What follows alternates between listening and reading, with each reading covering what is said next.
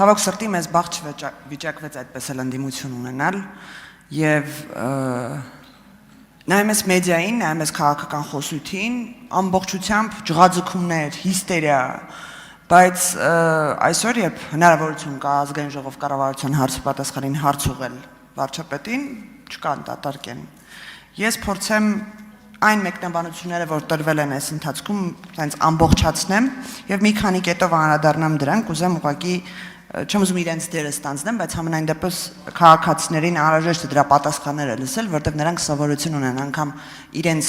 էջերում տեղադրելուց, մենակ հարցի իրանց հատվածն են տեղադրում, այլ պատասխանը չեն տեղադրում։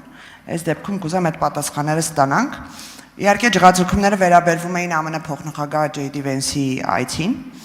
Առաջինը, այնց մեկնաբանությունների տեսքով այն է, որ Vance-ի Բաքու այցի օրակարգը շատ ավելի լուրջ է եղել, քան Հայաստանինը, համոզմունք կա, որ Բաքու մեկնելիս ուղղակի կանգ է առել Երևանում։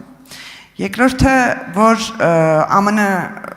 քարտ բլանշ է տվել Նիկոլ Փաշինյանին եւ քանի որ աջակցել է ընտրություններում, թույլատրելու է նրան ցանկացած ապօրինություն, նույնիսկ աջակցելու է ընտրությունները կեղծելու հարցում։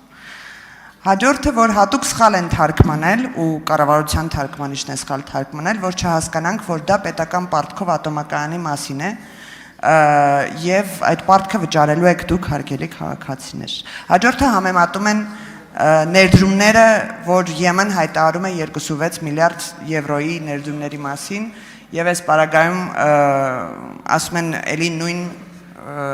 խոսույթն է եւ ոչինչ տեղի չի ունենալու։ Հետաքրքիր քննարկումներ են ծավալվել Մեծամորի ատոմակայանի մասին եւ չգիտես ինչի մարդիկ մտածում են, որ մոդուլայինը չգիտենք կկառուցվի թե ոչ, բայց սա հիմք են ուղղակի նախապատրաստում, որ Մեծամորը փակվի, ավարտում եմ։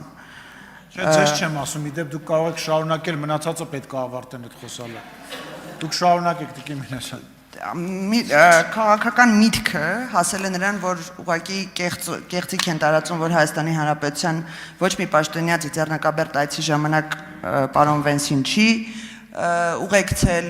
եւ սա այս դեռ երևի տենց 3-4% ասեցի ընդհանրապես ինչ է քննարկվում այս օրերին ընդդիմադիր մամուլում, երևի թե մենք ենք պարտավոր այդ դերը ստանձնենք, այդ հարցը ուղենք ձեզ, որտեղ նրանք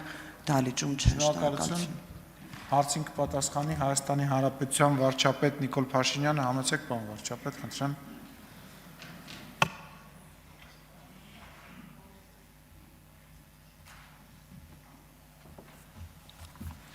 Շնորհակալ եմ հարցի համար։ Միացյալ Նահանգների փոխնախագահի այցի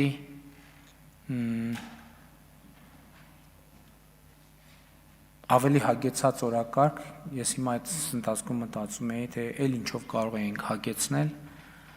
շատ կդժվարանամ, անկեղծ ասած, որովհետև եւ ընդհանրապես շատ չեն լինում այդպիսի հագեցած օրակարգերով այցերը։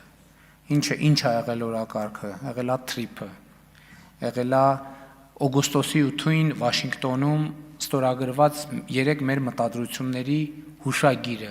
Հիշում եք այն ժամանակ էլ ասում են, հա դե մտադրությունների հուշագիրը։ Հետո ես էլ ասում եմ դրա համար, որ հետագայում նաև դրանց հիման վրա process-ներ տեղի ունենան։ Ընդ որում թրիփի շրջանակներում քննարկվել է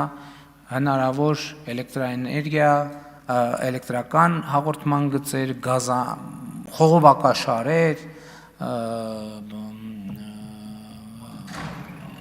մալուխներ, երկաթուղային, ես անկեղծ ասած հիմա ուզում եմ հիշեմ ծավալով, ավելի մեծ ծավալուն քննարկումներ, նկատի ունեմ տնտեսական եւ քաղաքական երբեմն վերջին անգամ ունեցել։ Էլ անվտանգային էլ չեմ ասում, որ առաջին անգամ ընդ որում այսպիսի բան հաճախ չի լինում, որ Միացյալ Նահանգները հենց այցի ընթացքում պաշտոնական ցույց է դրվում, որ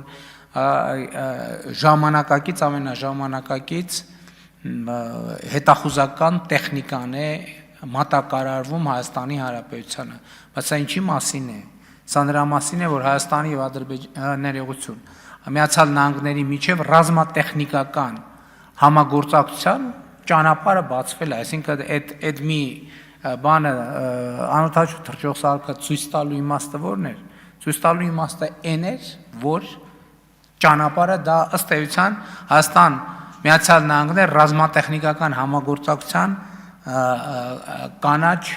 կանաչ լույսն է։